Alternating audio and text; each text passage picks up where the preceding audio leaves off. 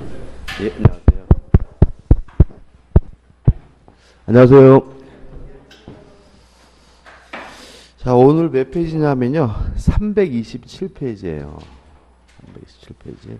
어제 안 오신 분이 계셔가지고 좀 죄송하네요. 자, 327페이지 보시면 소멸시 요건 해가지고 이 권리를 행사할 수 있음에도 불구하고 권리를 행사하지 않을 것이죠. 따라서 소멸시효가 시작이 되려면 권리 행사가 가능한 때부터 시작이 되거든요. 그래서 166조 1항을 보시면 소멸시효는 권리를 행사할 수 있을 때부터 진행한다. 이렇게 되는 거죠. 그럼 이제 하단에 2번 각종의 권리의 소멸시효 기산점이 나오는데 확정기한부 채권이죠. 자, 이런 얘기입니다. 을이 갑에게 1억을 빌려주면서 12월 31일 날 갚기로 했어요. 확정기한부 채권이죠. 그러면 을은 갑에게 1억을 달라고 언제부터 요구할 수 있냐면 12월 31일부터 요구할 수 있으니까 소멸시효는 언제부터 시작하는 거죠? 12월 31일부터. 따라서 맨 밑에 보시면 확정기한이 도래한 때부터 뭐죠? 진행한다. 이렇게 되어 있고 넘겨보시면은 판례는 일단 의미 없어요. 2번 불확정기한부 채권입니다. 내가 죽으면 너에게 자동차를 주겠다라고 했어요. 그러면 저는 반드시 죽으니까 이것도 뭐예요? 기한이고 다만 언제 죽을지는 알 수 없으니까 뭐가 되는 거죠? 불확정 기한이잖아요. 그러면 을은 갑에게 언제부터 자동차를 달라고 요구할 수 있냐면 제가 죽었을 때부터 자동차를 달라고 요구할 수가 있는 거니까 그 기한이 객관적으로 도래한 때부터 뭐죠? 진행한다. 이렇게 되는 거죠. 그 다음에 2번 기한을 정하지 않았어요. 불확정 기한도 아니고 12월 30일도 안 정했어요. 그러면 을이 갑에게 돈을 빌려줬다면 언제부터 돈 달라고 할 수 있냐면 돈을 빌려준 때부터 돈 달라고 할 수 있겠죠. 따라서 채권이 성립 시부터 소멸시효가 뭐가 돼요? 진행이 된다. 이렇게 되는 거죠. 그 다음에 우측에 보시면 3 해가지고 기한의 이익의 상실에 약간 있는 채권 해가지고 나와 있는데 뭐 복잡한 건 큰 의미는 없습니다. 한번 읽어보시되 중요한 건 아니에요. 설명드리지 않습니다. 보지 않으셔도 된다 이런 얘기죠. 그 다음에 넘겨보시면 4번 채무 불이행으로 인한 손해배상 청구권. 이것도 마찬가지 논리죠. 자, 채무 불이행을 이유로 손해배상은 언제 청구할 수 있냐면 채무 불이행 시부터 청구할 수 있을 테니까 채무 불이행 시부터 소멸시효는 뭐죠? 진행을 하고요. 그 다음에 5번 불법행위로 인한 손해배상 청구권은 따로 좀 꼭 기억해 두셔야 되는데 손해 및 가해자를 안 날로부터 3년. 그 다음에 밑에 보시면 2번 불법행위를 한 날로부터 몇 년이죠? 10년이죠. 그럼 3년짜리는 손해 및 가해자를 안 날로부터 시작을 할 것이고 10년짜리는 뭐죠? 불법행위를 한 날로부터 뭐가 되겠어요? 시작이 되는 거고 요 3년 10년도 기억해 두시고 기산점도 기억해 두시기 바랍니다. 그 다음에 하단에 6번 부당이득 반환 뭐 같은 말이 계속 반복입니다. 부당이득 반환을 청구할 수 있을 때부터 진행하게 되고 우측에 7번 선택채권을 행사할 수 있을 때부터 진행을 하고 8번 구상권이 발생했을 때 구상권을 행사할 수 있을 때부터 진행을 하고 그 다음 9번도 시험이 잘 나와요. 부자비 채권이죠. 뭐 예를 제가 뭐 들었죠? 제처한테 담배를 안 피우기로 약속을 했어요. 그럼 저는 담배를 안 피워야 할 뭐가 있어요? 의무가 있는 거고 제처는 담배 피지 말라고 요구할 수 있는 부작위 채권을 있는데 그럼 제가 제처는 저한테 언제부터 담배 피지 말라고 주장할 수 있냐면 제가 담배를 피웠을 때부터 피지 말라고 할 수 있겠죠. 따라서 위반 행위가 있을 때부터 소멸시효는 뭐죠? 진행이 되죠. 그 다음에 10번 청구 또는 해지 통고를 요구하는 경우인데 이건 또 뒤에서 나오겠지만 우리가 기본적으로 권리를 행사할 수 있을 때부터 진행한다. 그 다음 넘기셔가지고 11번 양도담보 설정자의 정상분 청구권도 결국은 뭐죠? 권리를 행사할 때부터 진행해요. 여기서 쭉 계속 11가지나 나왔는데 일단 개별적으로 기억하기보다는 소멸시효는 언제부터 시작이 되냐면 권리 행사가 가능한 때부터 시작한다는 생각을 가지시고 교재에 나와 있는 예들은 뭐 하는 거죠? 연습하는 용도로 좀 꼼꼼히 생각하시면서 받아들이시면 됩니다. 그 다음에 소멸시효 기간이 경과해야 되는데 일반적으로 채권은 10년이고 채권 이외의 재산권, 용익물권은 몇 년이냐면 20년이다. 다만 3년짜리와 1년짜리가 있는데 요 과거에 우리가 만약에 뭐 여러분하고 한 5, 6년 전에 공부해야 됐으면 이거 깨알같이 외워야 되는데 최근엔 내지는 않습니다.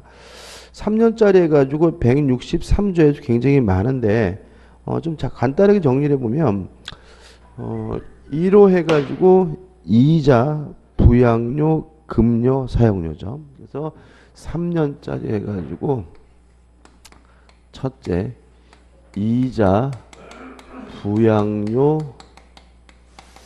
급료, 사용료 등이 3년짜리다. 그 다음에 2호부터 이제 몇 호까지냐면 5호까지인데 이거를 몽창 그냥 우리가 어떻게 기억하시냐면 전문직이죠. 전문직 종사자의 채권은 몇 년이냐면 3년이다. 이렇게 정리하면 되고 그 다음에 이제 6호와 7호죠. 생산자, 상인, 수공업자입니다. 그래서 생산자, 상인, 수공업자의 채권은 뭐죠? 3년이다. 이렇게 간단하게 기억해 두시기 바라요. 그냥 뭐 이것도 귀찮으면 그냥 이 하나만 뭐 변호사 등의 전문직 종사자의 채권은 몇 년짜리죠? 3년짜리다. 이 정도만 기억하시면 돼요. 그 다음에 우측에 상단에 보시면 1년짜리가 있는데 1년짜리는 더 간단하게 할 수 있는데 1호와 2호를 합치면 뭐가 되냐면 의식주죠. 입고 먹고 잠자는 채권은 1년짜리다. 그 다음에 3호 노욕인 연예인입니다. 노욕인 비전문가란 뜻인 겁니다. 노욕인 연예인의 채권은 몇 년짜리냐면 1년이고 그 다음에 4호 해가지고 학생 및 수업 이렇게 나와 있잖아요. 그러면 결국 뭐냐면 수업료죠. 교육비 채권은 몇 년짜리냐면 1년이다. 이렇게 간단하게 정리하시면 됩니다. 그 다음에 4번 판결 등에 의해 확정된 채권의 소멸시효인데 이게 무슨 말이냐면 이렇게 3년짜리나 1년짜리가 만약에 판결로 확정이 됐다면 그때는 몇 년짜리로 바뀌냐면 10년짜리로 바뀐다. 예를 들어 가지고 학원비는 대표적인 몇 년짜리죠? 1년짜리죠. 그래서 학원비를 안 내가지고 원장님이 학원비를 달라고 소송을 제기해서 학원비를 지급하라는 판결이 확정되면 그때는 몇 년짜리로 바뀌죠? 1년짜리로 바뀌게 됩니다. 165조 1항을 보시면 법조문이죠. 판결에 의하여 확정된 채권은 단기의 소멸시효에 해당하는 것이라도 그 소멸시효는 몇 년이죠? 10년으로 한다. 정도만 기억해 두시면 됩니다. 끝이에요. 그 다음에 넘겨보시면 이제 뭐가 나오냐면 소멸시효에 뭐가 나오냐면 중단제도가 나오죠.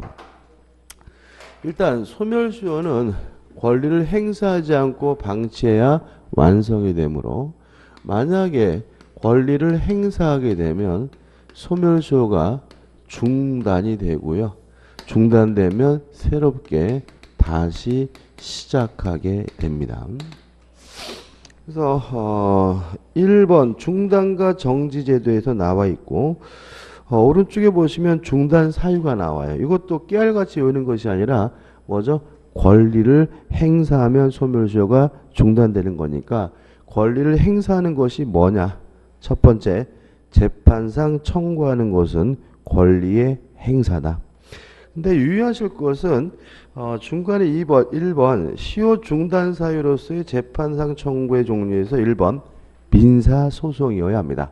따라서 형사소송이나 행정소송을 제기하더라도 소멸시효가 뭐 되잖아요?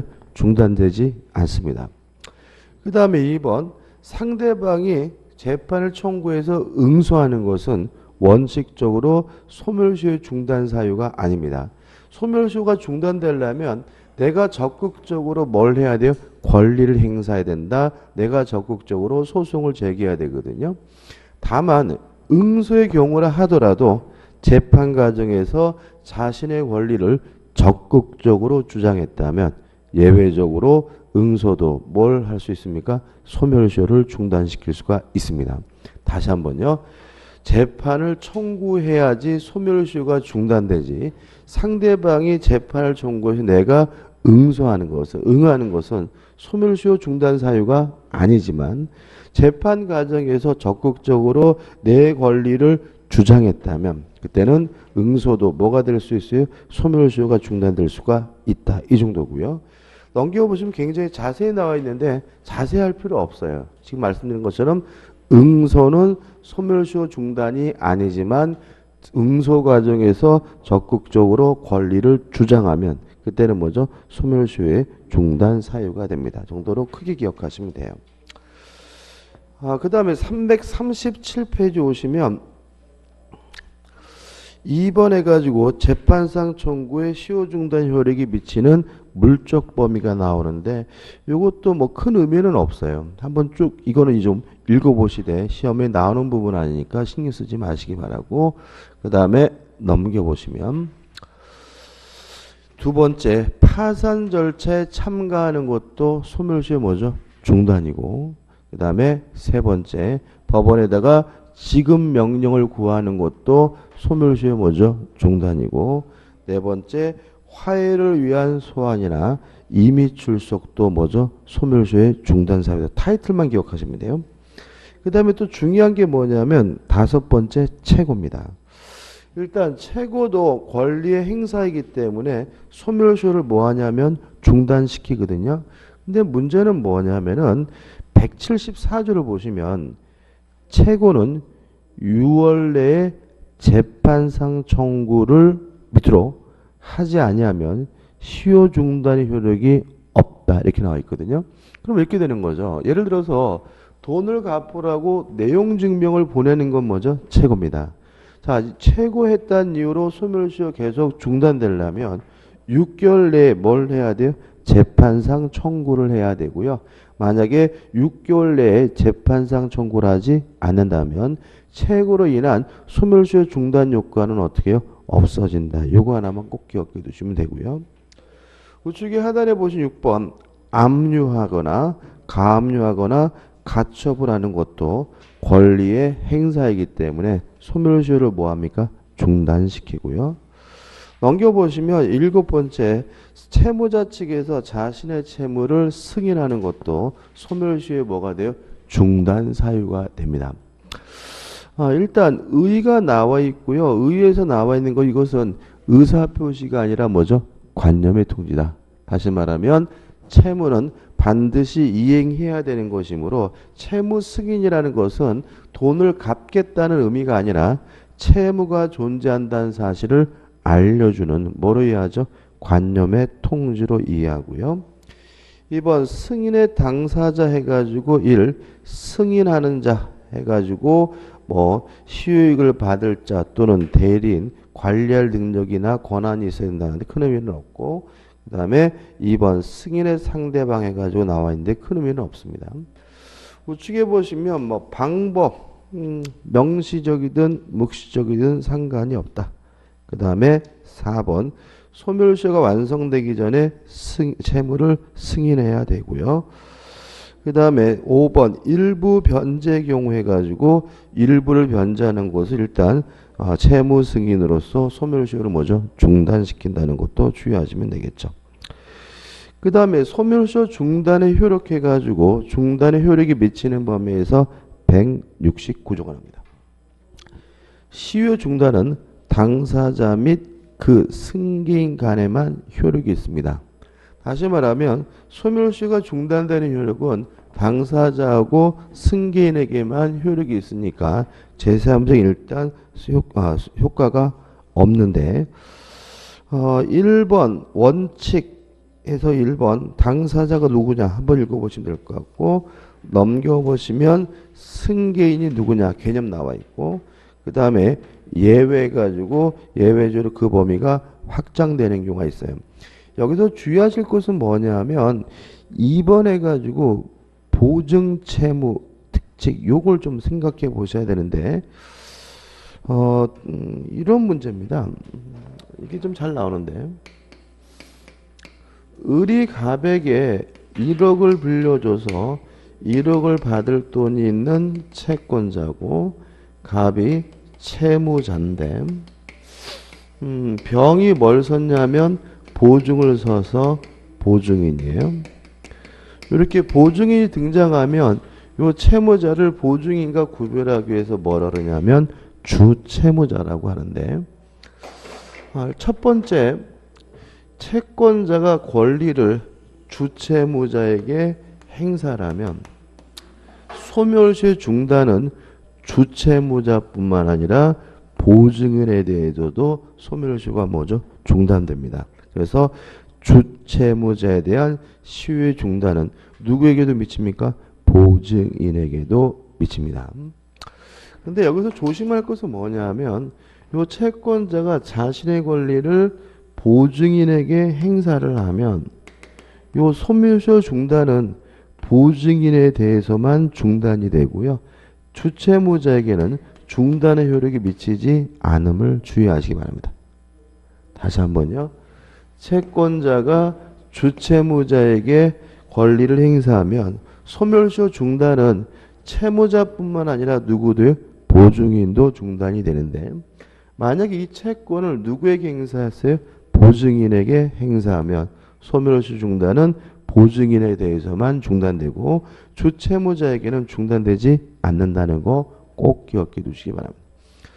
3번 연대채무의 특징은 연대채무자 중 한 사람에게 권리를 행사하면 다른 연대채무자도 소멸시효가 뭐가 돼요? 중단이 되고요. 4번 지역권의 시효 중단은 우리가 지역권 할 때 불가분성에서 따로 할 겁니다. 그 다음에 2번 중단 후 새로운 시효의 진행입니다. 자, 권리를 행사했다는 이유로 소멸시효가 뭐가 돼요? 중단되면 다시 시작하거든요. 그럼 다시 시작하는 시점도 아침 원칙 다시 돌아가 가지고 권리 행사가 다시 가능한 때부터 다시 시작을 하겠죠.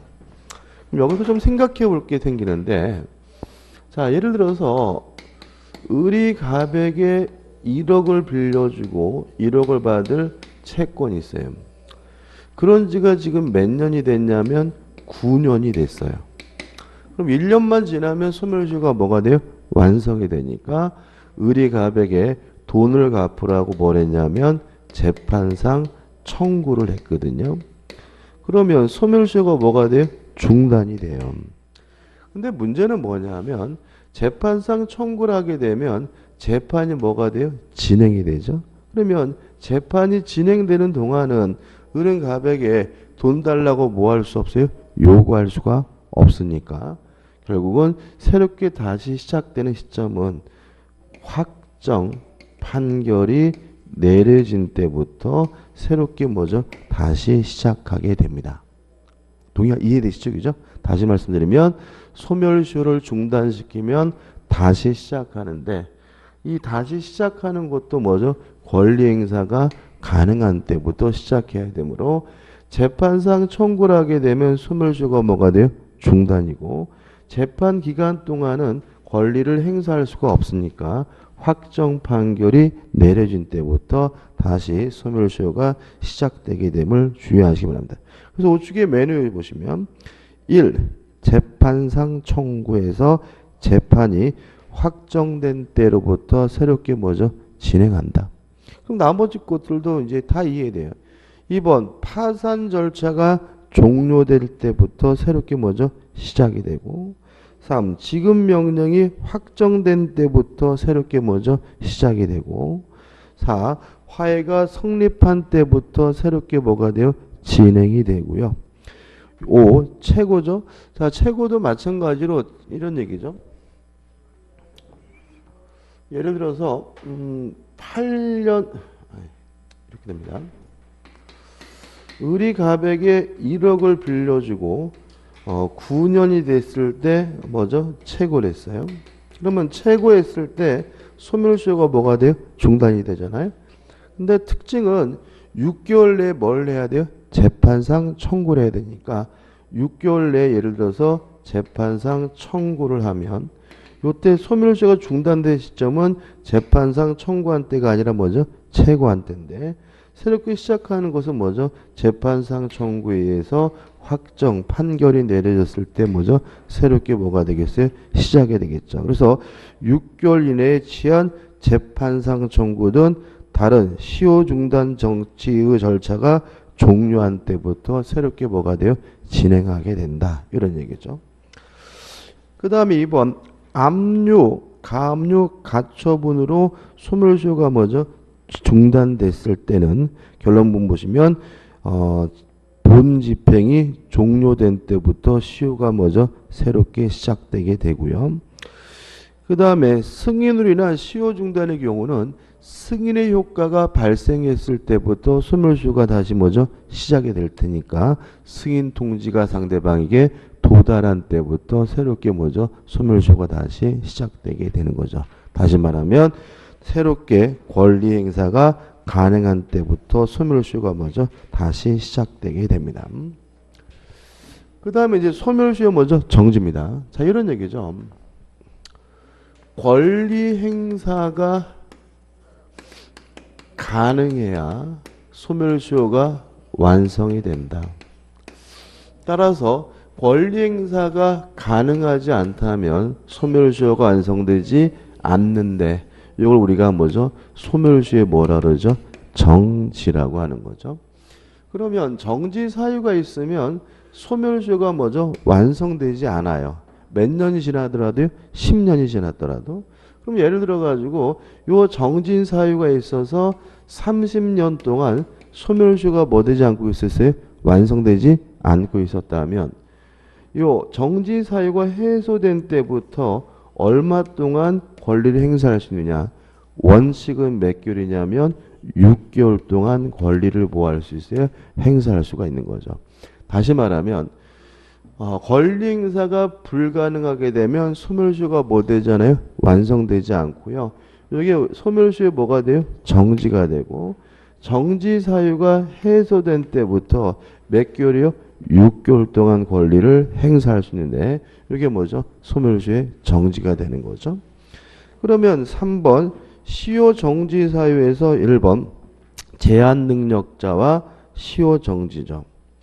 일단 179조는 뭐냐 하면 제한 능력자에게 법정 대리인이 없다면 제한 능력자는 뭐 할 수 없어요? 권리를 행사할 수가 없으니까 소멸시효가 뭐 되잖아요? 완성되지 않는다. 따라서 법정 대리인이 선임된 때부터 몇 개월 동안요? 6개월 동안은 채권 행사할 수가 있다. 이런 얘기고. 그 다음에 양가로 2번 부부간의 권리와 시효 중단에서 180조 1항은 이건 뭐냐 하면 가장 심한 예가 뭐죠? 어머니가 제한 능력자 미성년자에게 뭐가 있어요? 죄송합니다. 미성년자가 어머니에게 채권이 있다면 권리 행사가 뭐죠? 불가능하니까 이것도 소멸시효가 뭐 되지 않습니까? 완성되지 않는다. 따라서 제한 능력자가 능력자가 된 때부터 몇 개월 동안요? 6개월 동안은 권리를 행사할 수 있다. 이런 얘기고요. 이 항은 부부간의 채권이죠. 부부간의 채권도 권리 행사가 불가능하기 때문에 소멸시효가 뭐 되지 않아요? 완성되지 않는다. 따라서 부부관계가 해소된 때부터 몇 개월 동안요? 6개월 동안은 권리를 행사할 수가 있다. 이렇게 되는 거고. 그 다음 우측에 3번 상속재산은 뭐죠? 상속인이 결정이 안 됐어요. 그러면 상속인이 결정되지 않았다면 상속인은 권리를 행사할 수가 없으니까 소멸시효가 뭐 되잖아요? 완성되지 않죠. 따라서 상속인이 확정되거나 관리인이 선임되거나 파산 선고가 있을 때부터 몇 개월 동안요? 6개월 동안 권리를 행사할 수 있다. 이런 의미고. 그 다음 네 번째, 천재, 기타 사변이죠. 예를 들어서 전쟁이 났다. 그러면 권리 행사가 불가능하다고 봐서 소멸시효가 완성되지 않는데 이때는 이러한 사유가 해소된 때부터 6개월이 아니라 몇 개월이죠? 1개월이죠. 1개월 동안 권리 행사를 할 수 있다는 거, 1개월이라는 거 주의하시기 바랍니다. 그 다음에 소멸시효 법률 효과 해가지고 1. 소멸시효 완성 효과 해가지고 절대적 소멸들, 상대적 소멸들 학설이 나와 있고 하단에 보시면 양설에 비교해서 원형 여부 나오고 넘겨보시면 복잡하게 나와 있는데 큰 의미 없습니다. 일단 두 가지를 조심하시면 돼요. 소멸시효가 완성이 됐다는 사실을 받아들이려면 첫째, 주장이 필요하다. 따라서 만약에 소멸시효가 완성됐는데도 불구하고 주장하지 않는다면 법원은 뭐 하지 않습니까? 고려해 주지 않는다. 그 다음에 두 번째, 용익물권이 소멸시효가 완성됐다는 이유로 용익물권이 소멸하는 경우에는 등기가 필요가 없다. 다시 말하면 용익물권의 경우에는 20년이 완성되는 순간 용익물권이 뭐하게 돼요? 소멸되게 되고요. 뭐하지 않아도 등기하지 않아도 소멸하게 된다는 거 두 가지만 기억해 두시면 됩니다.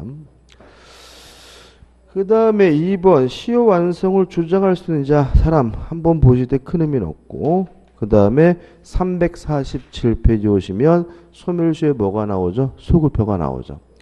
자, 어제 했죠, 그죠? 소멸시효가 완성되면 기산점으로 소급해서 소멸시효 권리가 뭐죠? 소멸되기 때문에 채권의 경우에는 원금도 받지 못하고 무엇도 받지 못하냐면 이자도 받지 못합니다.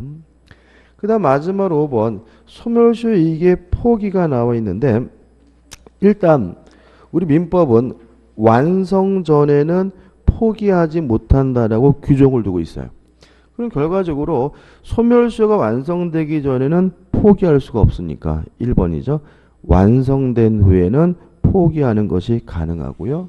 그 다음에 2번 소멸시효는 채무자를 보호하기 위한 제도니까 이를 배제하거나 연장하거나 가중할 수는 없고요. 다만 단축 또는 경감할 수 있다는 거 꼭 기억해 두시기 바랍니다. 이 두 가지만 기억하시면 돼요. 다시 한번요.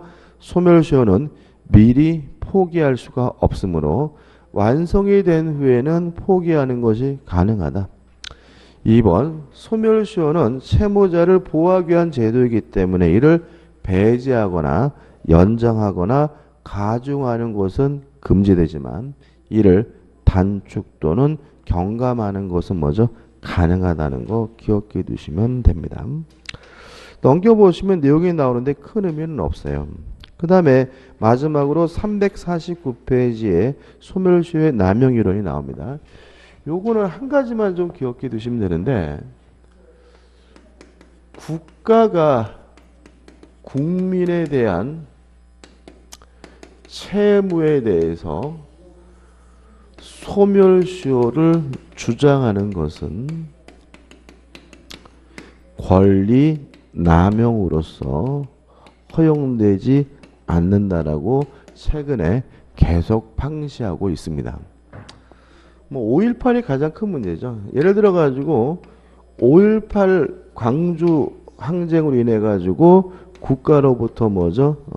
폭력 또는 폭력으로 인해서 뭐 사망을 했어요. 그러면 이미 몇 년이 지났습니까? 10년이 지났죠. 그죠? 근데 예를 들어 가지고 유가족들이 국가를 상대로 소송을 제기해 가지고 손해배상해 달라 그랬더니 국가가 뭐라고 주장했냐면 이미 소멸시효가 완성됐으니까 돈을 못 주겠다라고 주장하는 것에 대해서 우리 법원은 국가가 국민에 대한 채무에 대해서 소멸시효를 주장하는 것은 뭐에 해당합니까? 권리 남용에 해당하기 때문에 소멸시효를 주장할 수 없다라고 판시하고 있다는 거 꼭 기억해 두시기 바랍니다. 끝입니다.